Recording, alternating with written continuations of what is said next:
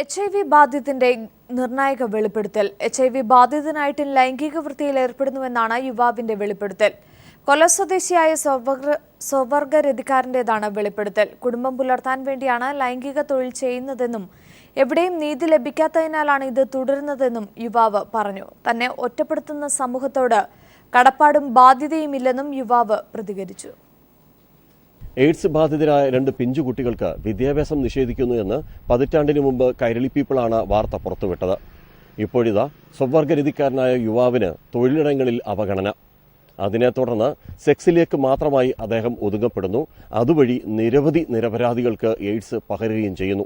അഭ്യസ്തവിദ്യരും HIV പോസിറ്റീവായ സ്വവർഗരതിക്കാരനായ കൊല്ലം സ്വദേശിക്ക് അവഗണന നേരിടുന്നുവെന്ന പരാതി പരിഷ്കൃത സമൂഹം പിന്നോട്ടു പോയതിന്റെ ഫലമാണോ എന്ന് സംശയമുയരുന്നു.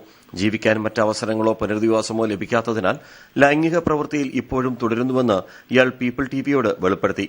താൻ മൂലം HIV പടരുന്നുണ്ടാകാമെന്നും ഇയാൾ സമ്മതിച്ചു. അങ്ങനെ പകരുന്നവർക്ക് പകരട്ടെ, പകർത്താൻ വേണ്ടിയല്ല, നമ്മൾ ഫ്രീ ആയിട്ട് അങ്ങ് സെക്സ് ചെയ്യുക. സുരക്ഷിത ലൈംഗിക ബന്ധത്തിന് മാർഗനിർദ്ദേശങ്ങളും പ്രത്യേക ഫണ്ടും ഇതൊക്കെ പാലിക്കുന്നുണ്ടോ എന്ന് നിരീക്ഷിക്കാൻ പ്രോജക്ട് ഓഫീസും സർക്കാർ അനുവദിച്ചിട്ടുണ്ടെങ്കിലും HIV പടരുന്നതും പടർത്തുന്നതും തടയാൻ HIV ബാധിതർക്കിടയിൽ ഇപ്പോൾ നൽകി വരുന്ന കൌൺസിലിംഗ് വിജയകരമല്ലെന്നാണ് യുവാവിന്റെ വെളിപ്പെടുത്തലിലൂടെ വ്യക്തമാകുന്നത്.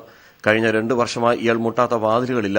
പക്ഷേ എവിടെയും നീതി ലഭിക്കാത്തതിനാലാണ് താൻ ലൈംഗിക വൃത്തിയിൽ ഏർപ്പെടുന്നതെന്നും യുവാവ് പറഞ്ഞു. ക്യാമറയ്ക്ക് മുന്നിൽ വരാതെ മൊബൈൽ ഫോണിലൂടെ തന്റെ ദുരനുഭവം പങ്കുവച്ച സ്വവർഗരതിക്കാരനായ യുവാവിന്റെ ഈ വാക്കുകൾ ഇയാളിൽ മാത്രം ഒതുങ്ങുന്നതല്ല. ഇതുപോലെ നിരവധി പേർ സമൂഹത്തിൽ ജീവിക്കുന്നുണ്ട്. കൊല്ലത്ത് നിന്ന് ക്യാമറാമാൻ പ്രമോദ് പന്നിയോടിനൊപ്പം രാജ്കുമാർ.